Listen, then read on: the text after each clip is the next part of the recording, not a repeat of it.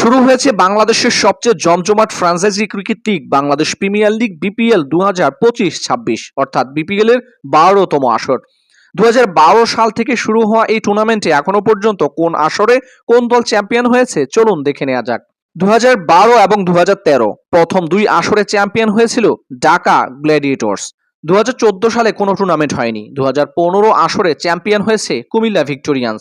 2016 আসরে চ্যাম্পিয়ন হয়েছে ঢাকা ডায়নামাইটস। 2017 আসরে রংপুর রাইডার্স। 2018 আসরে দ্বিতীয়বারের মতো চ্যাম্পিয়ন হয় কুমিল্লা ভিক্টোরিয়ান্স।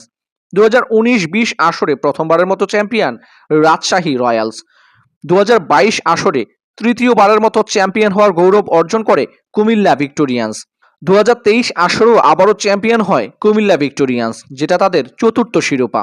2024 এবং 2025 টানা দুই আসরেই চ্যাম্পিয়ন হয় ফরচুন বরিশাল। রংপুর রাইডার্স ছাড়া বাকি কোনো চ্যাম্পিয়ন দলই এবারের আসরে অংশ নিচ্ছে না। এবারের আসরে অংশ নেওয়া দলগুলোর মধ্যে রয়েছে Noakhali Express, Sylhet Titans, Rangpur Riders, Rajshahi Warriors, Chattogram Royals এবং ঢাকা ক্যাপিটালস।